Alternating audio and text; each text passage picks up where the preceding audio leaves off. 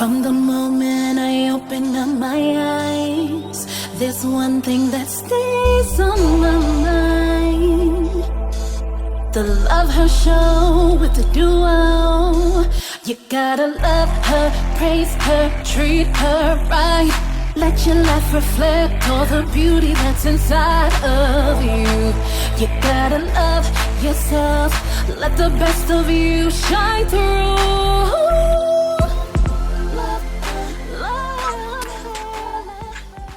Welcome to the Love Her Show with the duo. Yes, welcome back. We are so excited to have made it back to another episode of the Love Her Show. Yes, welcome to episode 25, where we discuss all things love, life, business, and bliss. Yes, and for those of you who are joining us for the first time, I'm Kelly Fisher. And I'm Tana Gilmore. And together, we're the matchmaking duo. So come on in. Wow, so another week.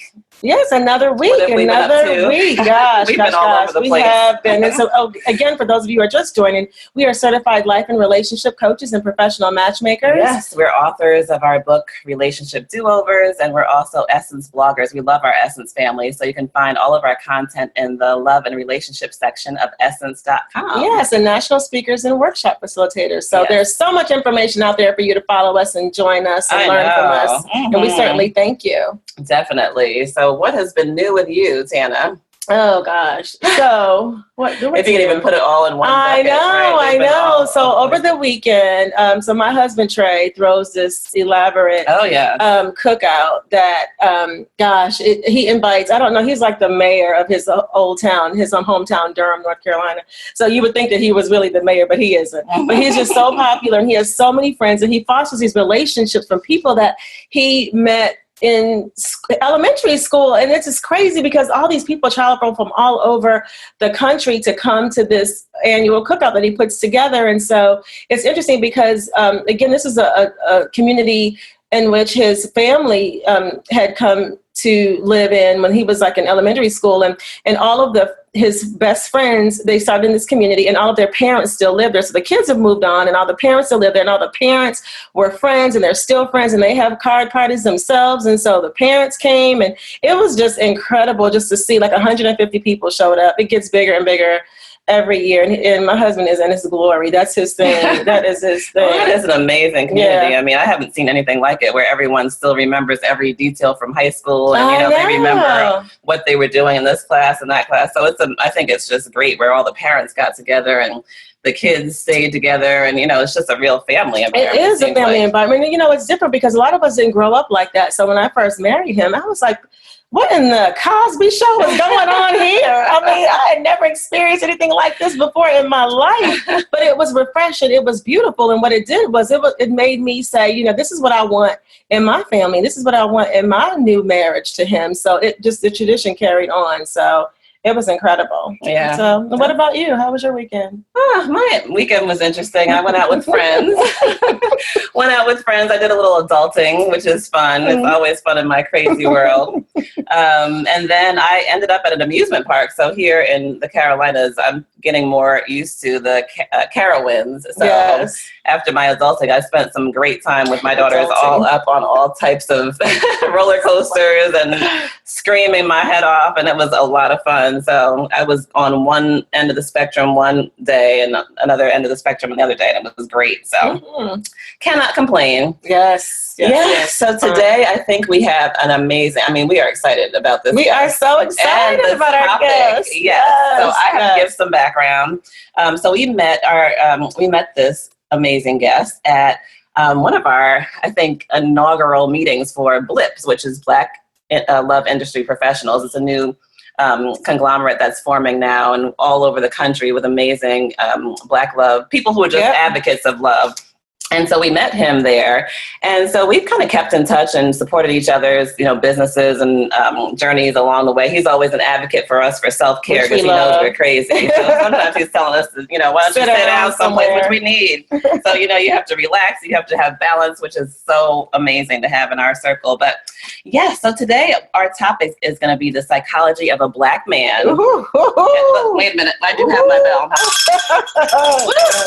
I have my bells in the building. I need a bell for that. Yeah. So how many times do women ask me, I mean, what does this mean? What does that mean? So we invited our good friend, Dr. George James, here today. And so Dr. George is a relationship and mental health expert. He's highly sought after and for his insightful and concise, down-to-earth, clear, inspiring thoughts about relationship concerns and mental health situations. We love the fact that he's a licensed marriage and family therapist. He helps couples, he helps singles. We did an amazing TED Talk with his beautiful wife and his 2 children. Incredible. So yes, we are inviting our good friend, Dr. George, here to explain and decipher and decode the psychology of a Black man. So if you can help us welcome Dr. George James. Welcome, Dr. George. Dr. George, how are you?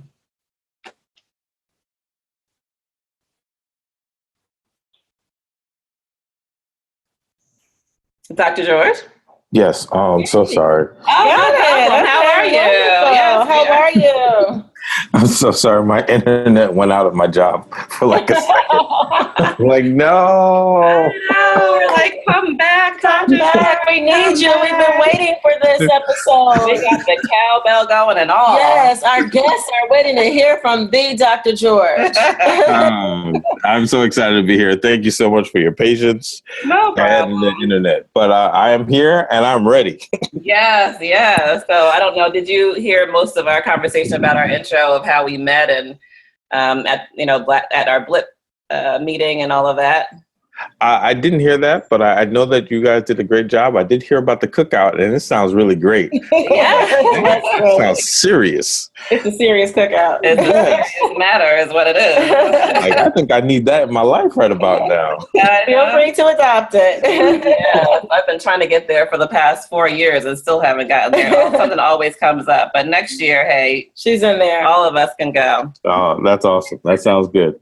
Yeah, so I think our topic, we wanted to just delve right in. So our topic is the psychology of a Black man, and who better to, join us and talk about that, because we get that all the time of people wanting to decipher what exactly are we missing. Of course, that book even was written, Men Are From Mars and Women Are From Venus, because we're always, I think, whether you're single or dating or you couples been married for 50 years, I don't know if it's always completely deciphered from, females and males. It's just something that we just probably never fully figure out. Would you agree? Yeah, I completely agree. I mean, there's some things that are just clearly different, and then there's a lot of crossover, but I think we're constantly trying to figure it out. I mean, being a therapist and all that, for many years, I'm like, there's not that much differences. And then I had 2 children. I had my daughter who's 6, my son who's now 4, and they just feel totally different in so many ways. And I'm like, maybe there is more to this gender stuff than I wanted to believe. Yeah. And I think the fact that, I think one of the things that comes to us, I know Tana has some things too, but we wanted to just bring some of the different scenarios that come to us all the time. And I know that I think you mentioned you did your dissertation on something around this topic, but non-commitment sometimes could be a big issue. Yes. Women are like, why is he non-committal? He, sometimes will be not very responsive, but when we're together, he says all the right things. So, what happens in these scenarios, have you found? Like, are women giving too much, do you think? Or what could they do differently? Yeah, please decode that for us. So I think there's a couple of things. I will say a little bit about my dissertation. What my research was looking at, it was called Deciding to Say I Do, African-American men's journey towards marriage. And my goal was, I wanted to see, was there something that happened for Black men that allowed them to say, all right, I am ready to get married. I want to make, not just to say it, but to really move forward with that process. And I think it goes into the question about, non-committal and saying the right thing. And just from clients, from my dissertation, and just friends and people I know, I think there's a lot of stuff goes on. And I think, truth be told, I think a lot of guys don't want to feel like they're making a mistake. I just had a conversation with somebody recently where that came up, where it's all this, it can feel like all this pressure to make the right choice. And you can do all these things leading up to it, but marriage or engagement leading to marriage feels like, as it came up in this conversation with this other guy, taking the final shot of the game. You got 5 seconds it's the championship game. And like, if I miss this, I will lose. And sometimes that pressure is so intense that I don't want to take the shot. Right. It's just, I don't want to get it wrong. And some of the thoughts that make me wonder if I'm getting it wrong is that maybe it feels like she's 95% great or 90% great, but then that 5 to 10% that I'm not sure about, I don't know if that's going to be bigger over time. And the other person, maybe they have it going on and they have that 5 to 10% on lock. And I'm like, I don't know. And so I think there's a lot of guys in that category. It's interesting, Dr. George, because we always kind of throw this analogy out there when other ethnicities, when they go to college, they usually come out with a college degree and a husband. And when, us as Black women, we go to college and we come out with a college degree and some student loans. So there's a disconnect there, right? There's a disconnect. So what, in your opinion, what makes other, ethnicities commit sooner than us with regards to, it's something that, and we feel like it's something that maybe they were trained, at an earlier age. It's like a natural progression for them almost to, okay, you go to college and while you're there, you're on the hunt for a husband as well. And then as the natural progression is after college, you soon get married and you start building your family and your career simultaneously, but that just doesn't trend for us. And so, what are your thoughts? It was interesting. I just had to do a documentary that was on Black Love recently that was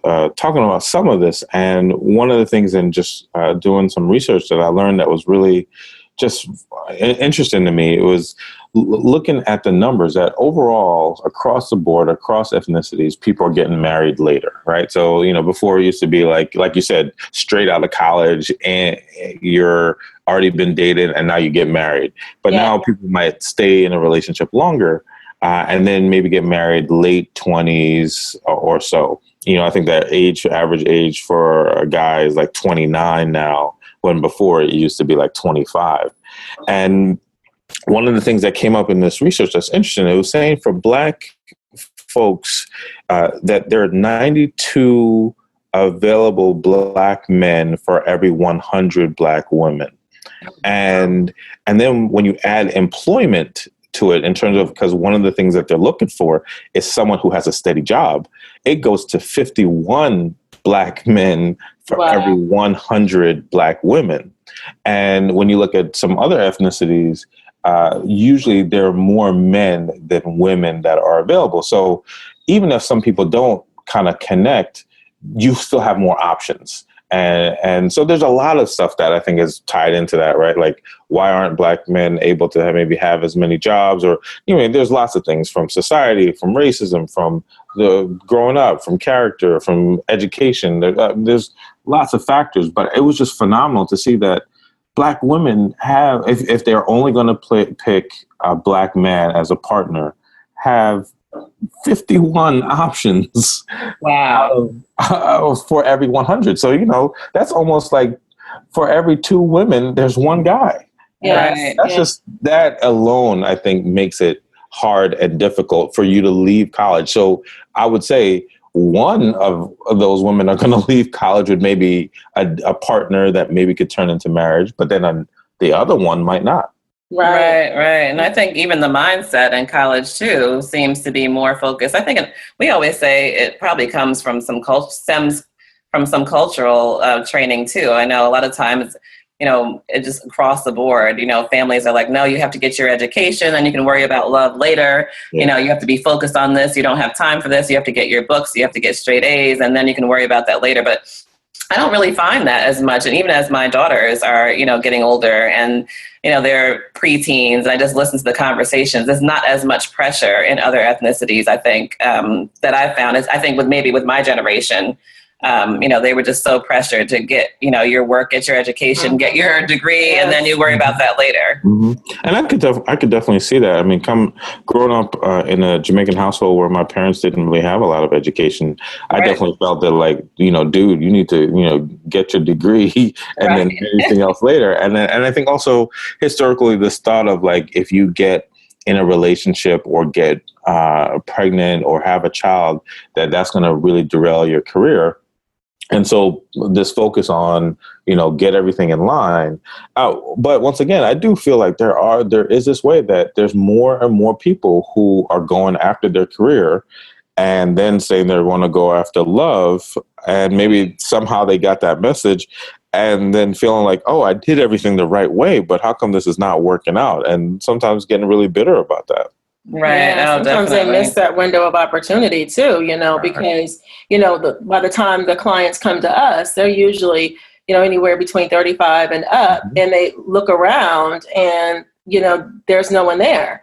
And there's no husband, there's no children, and you can only spoon with your degree for so long. Right. It doesn't have that warmth. At some point, you want a warm body, right? So yeah, exactly. That's when they come to us.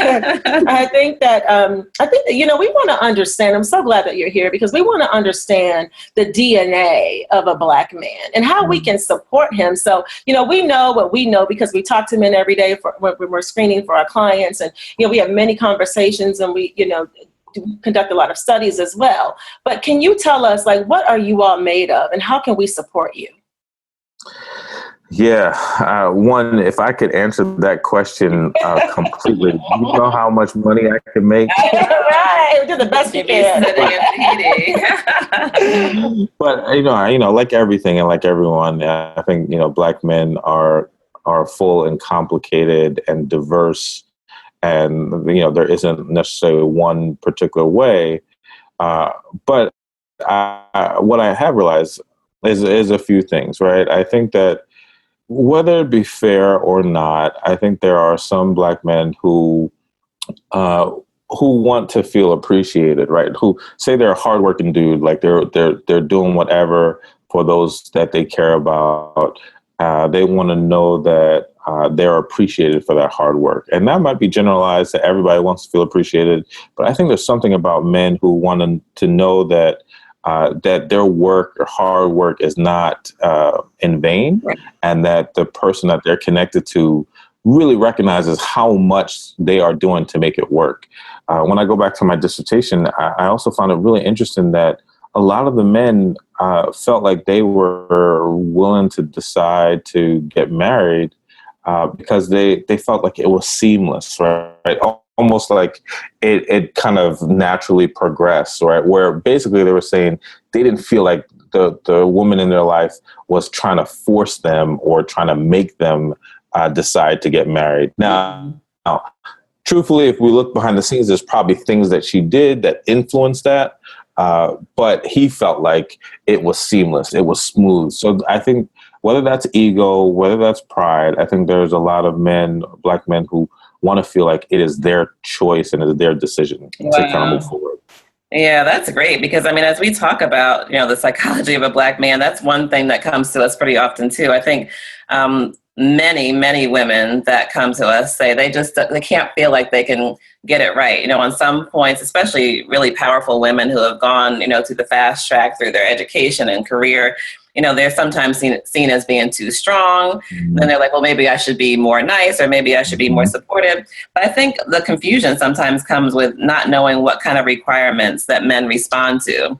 So have you seen, what type of requirements, I think they're a little confused as to what to do. Should I be more, strong? Should I get things done? Should I be more supportive? Should I be, so they don't really know. Are there certain things that you've seen that men respond to? Like you said, they're not, in this case, they're not being forced to get married. That's their choice. But in other places, though, they probably have to at least assert that I do want to get married at some point. So, you almost go to 10 years, 5 years, 10 years dating, and you don't know where this is going.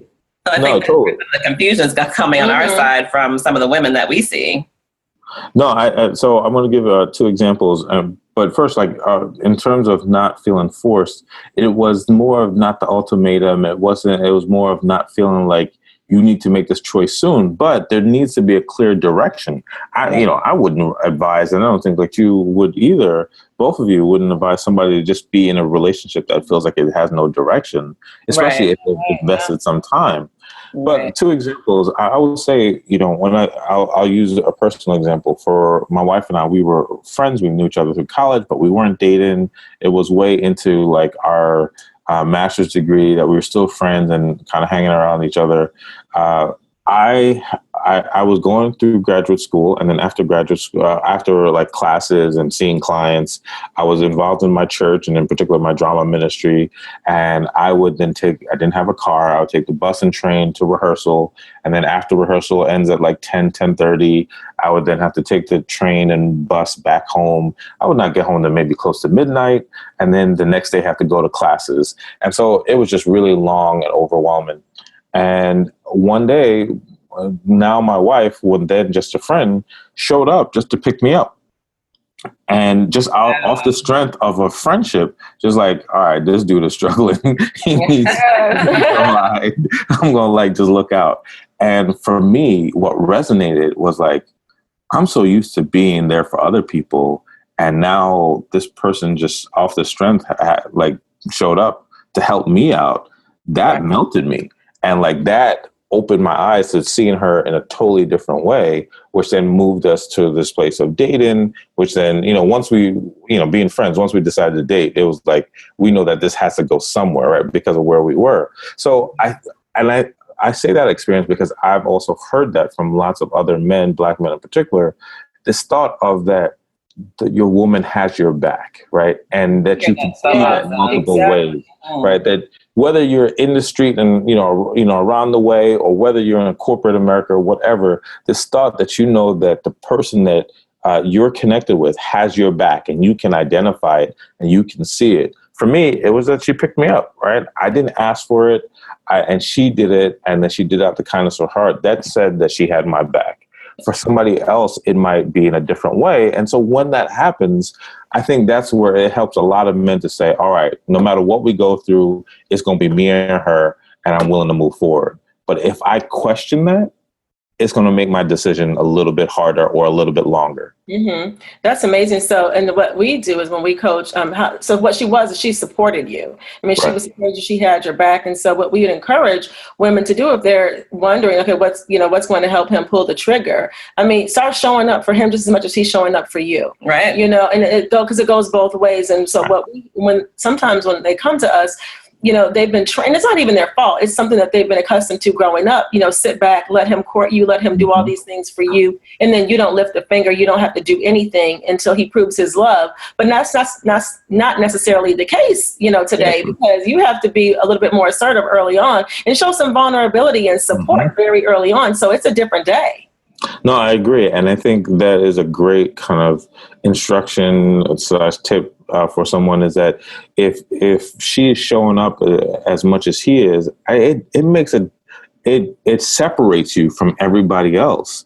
And when he is deciding, once again, back to the thought of like, should I take the shot? Am I going to miss? Am I going to make a bad decision? I think there's some comfort in that. Well, I feel pretty confident, that, she and I, we can really do this together, or that, she believes in me, I believe in her, and let's do it. And I think it makes it easier to take that shot, knowing that, like you said, we've both shown some vulnerability, or I know that we're both in this together. Right. Wow. That's interesting, because Tana and I both have a marketing and advertising background, and it still takes us back to something that we say so often that we use, even in our careers, our previous careers, but we always talk about your USP. So what is your unique selling proposition? So if you don't have something that he can't get someplace else, that really, like in that scenario that you gave, your wife, said, oh, I'm going to do this, probably not for, some accolades, but it was just in her nature to do. And that made you, like you said, it made you take a second look at that. Oh, I can't really, this is different. I'm not really getting that from anybody else at the moment. I'm going to take a second look at this person. And so always ask our clients to really develop what that is, because everyone has something. And so that's really what we always say, helps to push or propel, that emotional bond of him saying, well, I can't get anything this from anybody else, but just taking a minute to really develop what that is always helpful. I completely agree. And, one of the things with some of the guys that I interviewed in my dissertation, they were talking about, like, they get to this point where they also wanted the woman in their life to know how significant they were to him, right? And that marriage became that next step, right? That because you're showing, like you mentioned, your unique selling, is it proposition, right? Because you're doing that, it's like, oh, you're so valuable to me. I want you to know how valuable you are. And so therefore, I'm going to take it to that next level. Definitely. We always talk about even establishing that emotional connection. So we know what we need as women, but in order to establish an emotional connection from a man's perspective, what would you say that you all need from us to get to the core of who you are? Yeah, I'm a little bit biased about this, but I want to say a couple of things that I think work for men. I think that friendship is key. I would want, and I have seen men who, when they have a good day or a bad day, there's somebody they want to talk to. And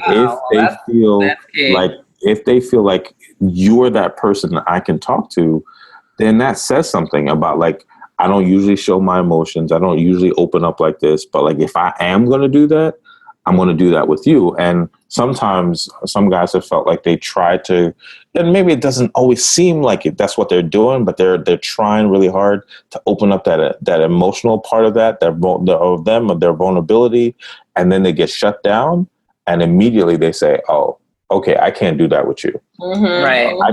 They're only going to try it maybe once or twice, it seems. Right. And I would encourage them to do it more, because that might not be fair. But they're like, oh, I tried and she's rushing me, or she doesn't want to talk to me, or she's kind of, putting me down, or whatever it might be, whatever messages they feel like they're receiving, and then they shut it down. So I think the emotional connection is from that friendship, and knowing that that person is kind of there that you can talk to. And, I think there's something to be said about also what happens with the physical, right? Not that I would advise everybody to just go, and have sex with someone, and not that should be a way to get to more connection. But there is something about, I think, for a lot of men, how they do get more vulnerable. If that friendship is there, they might open up more when, you're holding hands, or when you're out on a date, or when you're in that place where you're like, wow, this was a really good day. Like, we had a good time, or, we had a passionate kiss with each other, whatever it might be. And that all of those things put together now make him feel like, wow, I feel really connected to you. Like, there's something about you, once again, that's different, that's unique. And I feel like I can be open with you, and that's scary, but I feel a little bit more safe with you than other people. Great. Yeah. It's interesting because we always say that, when we create that safe place, that safe zone for him to be who he is and be comfortable in his own skin, usually they come back and they'll start to share more with you and give you more vulnerability from them even. Yeah, and I think even along the same line of creating that safe and comfortable space, you mentioned something that was really key, and we hear that a lot. So whether you have whether a man has a good day or a bad day, you're the person that he wants to go to. And so I was just having a conversation with someone yesterday who was saying that he had, a conversation with his girlfriend, and he tried to share something. He doesn't share much. So when he did share something, and she kind of shut him down or didn't listen, he was done. He never tried again. He never, and I was thinking, wow. But, just creating that safe space, I think that's where some of the confusion comes in, I think, from the side of women. I don't think that we always know how to create that safe environment to be able to have a conversation. So what do you think that we could do to create an environment where a man would open up? Is it just, having more of a relaxing space for him, or, can you walk us through that? What that would look like? Yeah.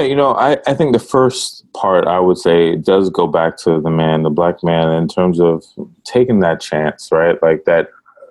It's hard to make a decision off of the one time, right? That she just might not have noticed or gotten the clues, and you might have just said 2 words. Right. You were in your head, you were going to go deeper and say more, but that's not what you actually did.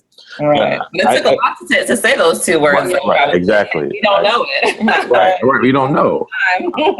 But I would say that I think there are ways that that women can say that to men, in terms of saying, look, I'm here for you. I want to support you. Or to be able to say like, I know like there's more to you, and I'm here whenever you want to share it.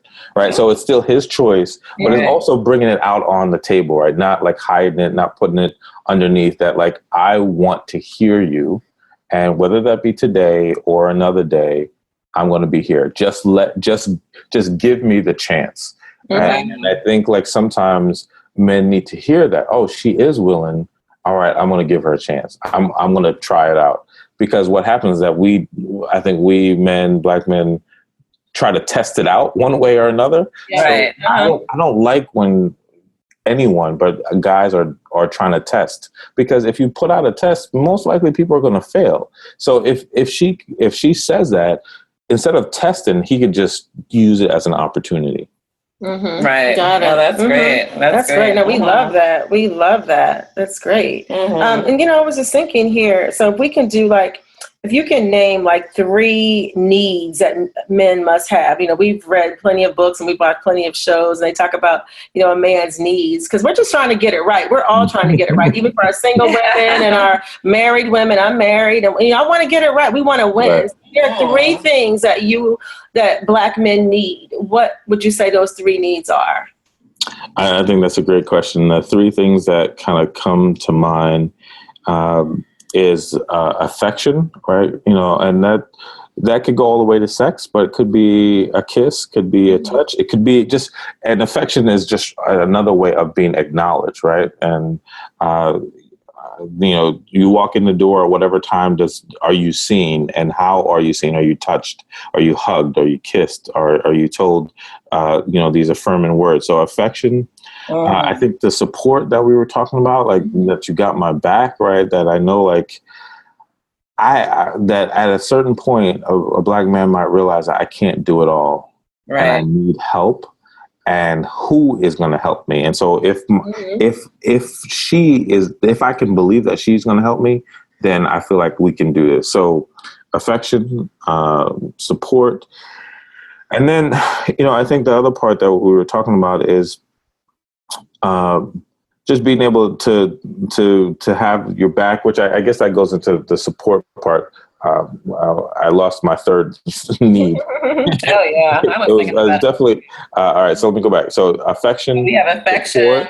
We have support, and I think also seeing my potential, right? So I've seen that more, right? Seeing the good in me, and that might mean. One of the things that, the love languages is the words of affirmation, right? But I think if we push that further, is what good do you see in me? Like, for anywhere from, does this shirt look nice on me? Did I have a nice haircut? To, that's a good business plan. To, I believe that you can go and talk to your boss today. That believing in my potential, believing in the good in me. I think if those 3 things are there, I think that you kind of have a lot that is good to go, or good to build a relationship off of. Wow, I think that's excellent. I mean, we talk about feedback so much, and I think that was the last point, seeing my potential. But even, on a first date, we encourage women to give feedback and say, even just from the beginning, you smell great, I'm having a great time. Oh, wow, you're, you have great shoes, or I'm really enjoying this conversation. I can't wait to see where this goes. I mean, just things, I think a lot of times women don't say as much as that's on their mind. They're thinking it though. They're thinking it, but they won't say it. Right, especially at the beginning of the dating process. So, I think that even goes with, you can even see someone's potential in the beginning and give feedback all the way through to being married for 50 years. I mean, there's still things that we're evolving and changing. And I think that probably never ends. Right. I had a gentleman that I interviewed that said, I've been with like other women, but my wife was, who became his wife. She was the first person that saw more, right? And not just saw more, but helped me to see more, right? That so like, he's like, I'm not getting a master's degree. Before her, I never thought about that, and there's this way that he knew that he was greater or better than how he was, and could receive it in the way that she did it, different than anybody else who he was involved with. Right. That's huge. That's great. Yeah. And so we always talk about, that encouragement. Like men love encouragement. I mean, it's almost like that you need. And it goes back to just having their back. Wow, that's incredible. Yeah. So thank you for that. I guess, when we're talking about like family dynamics, what dynamic, what role would you feel like, the Black man plays in the family, like how it is today and how you foresee him to be like in the future? Yeah, I mean, I think like there are obviously all these stereotypes, and some of it obviously is based off of truth about what Black men do in terms of their family. And there's a lot of messages that are out there that Black men don't care about their family or not engaged with their family. And obviously, I think there are some Black men out there who are doing that and are not involved or as involved as they could be.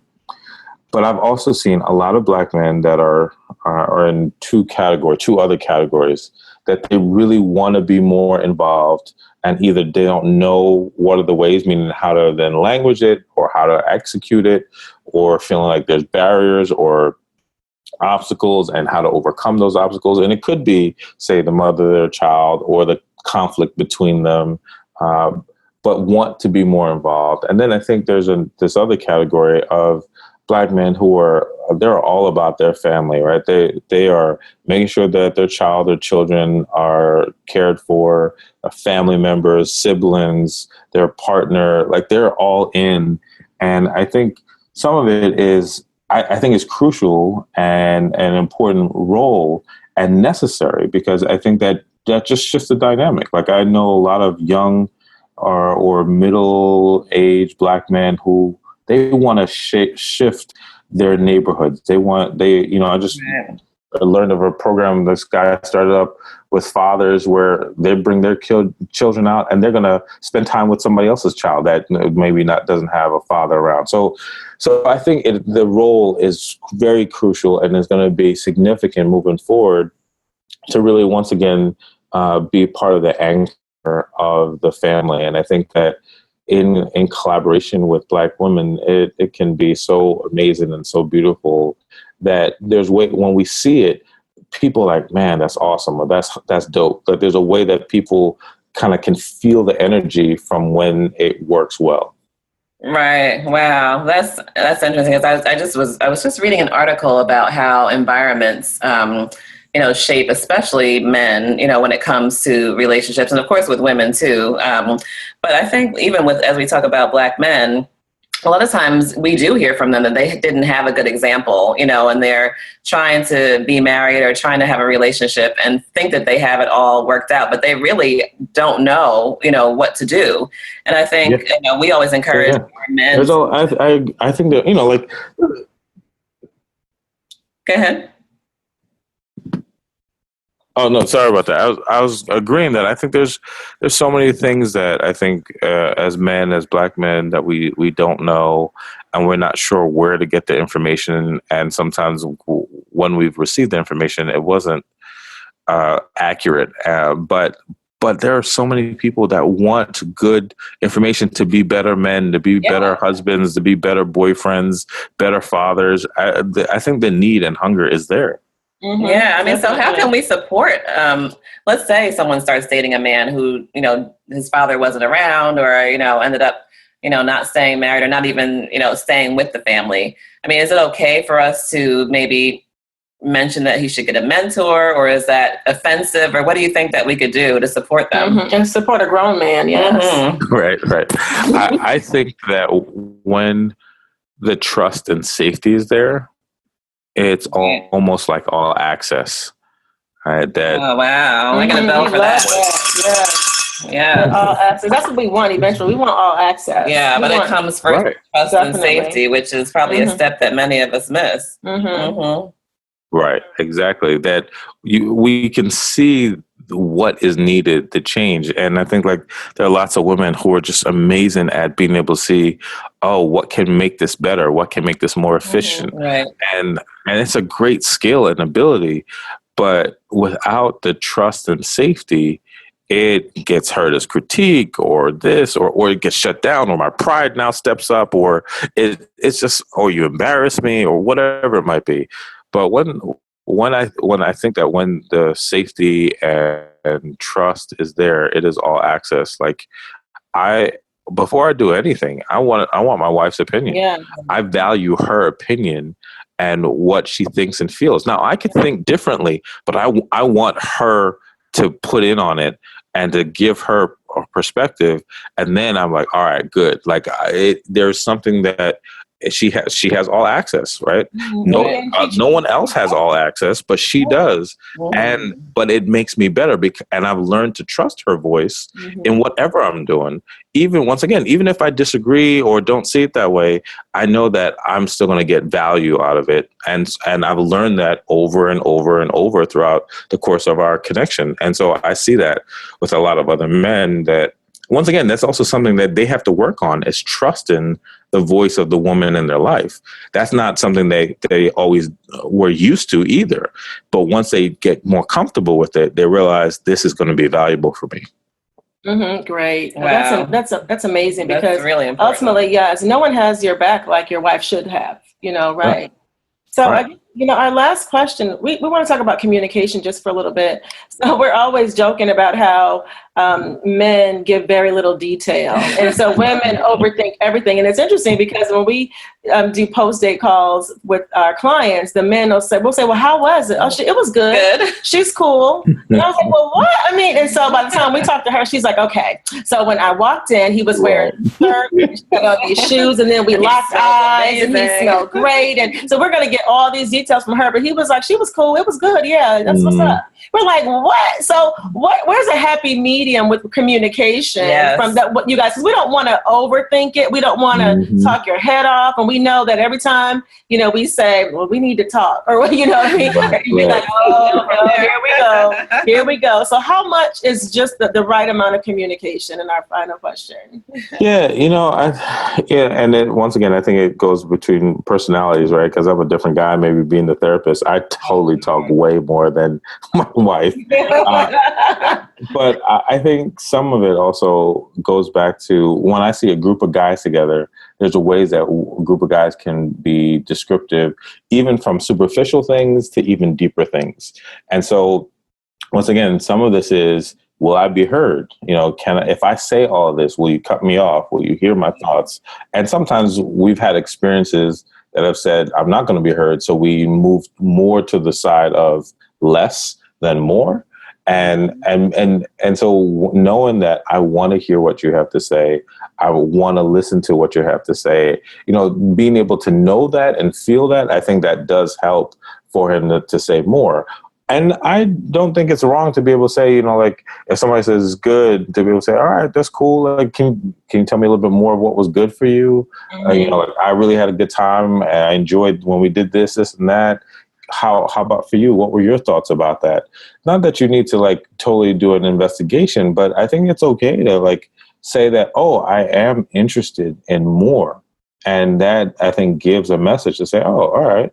She really wants me to say more, and then I can try that, and in that to have some comfort. And then if he gives a little bit more, kind of be okay with that. Don't push it right then. And then the next time, it's almost you get more comfortable, because over time, I think it sends a message that I want to hear you and I'm willing to listen to you and your thoughts are important. Wow, I think that goes back to just being able to be that sounding board for him, because what we found is a lot of men will have a sounding board. So whether it's you or not is a different story, because men do talk. So whether he's talking to you, he's talking to somebody, he's talking to one of his good friends, or he's talking to someone that he has no business talking to. The same with women. But exactly. So, we would say that men do talk, but it's just that we want them to be able to talk to their spouse or their significant other or the person they're dating. I completely agree. I think it's important. And from years, I've done this kind of group for men for like about 16 years, and dudes will talk. They will go in. Yeah, they will. And so like, don't believe that guys don't talk. Now, right, there are some guys who struggle, who might not open up or might be closed. But once again, time after time, we're meeting up and dudes are just releasing all the tapes. So I think it's that guys will do that. And if they find somebody that they believe wants to hear them, they will do it. Right. I mean, if you ever walk into a barber shop or a sporting event or something at someone's house, they're talking away. So you're right. Yeah, right. Gosh, wow. It's been amazing having you. We want to hear what's next for Dr. George James. What's up with you? Well, this has been fun. I've enjoyed having this conversation with the both of you. I love what you're doing. I was actually just yesterday talking about you both, and I talk about you both in so many ways. One, I love like your business and how you really help so many people, and the work that you do. And so I was just referring somebody to you guys yesterday. We love referrals. Thank you so much. Thank you. No problem. And for me, what's next is that, I've been blessed. I've had great opportunities. And within the past year and a half, it's been kind of taking things up to the next level. And so this year, I'm launching my first relationship event. One of my core area is that I work with couples who are established, who are, connected and serious with each other. But what happens is sometimes we're so busy, we're doing so many other things that we lose that connection. Right. And I'm tired and also hurt when I hear the stories of people who eventually give up on their relationship when they just needed some reinforcements or some support. And so I feel like that's part of my mission. And so I'm doing my first relationship event, which is going to be a date night event. Starting in Philly, I have a private preview that I'm doing in October, and then launching it to the public in February. All right. Incredible. For the first event. That sounds amazing. Congratulations. Yeah. I'm really excited about it, looking forward to it, and support so far has been great.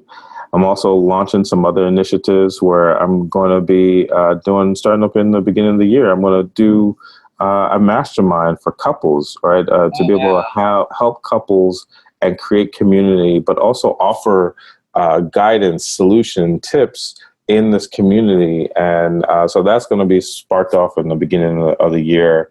And, just more things like that to really support people in their relationships so that they can stay together. Like, I think that you both are doing great jobs to get people together, and then they go off and do their thing, and then they lose it a bit, and I'm just there to make sure they keep it and don't give up.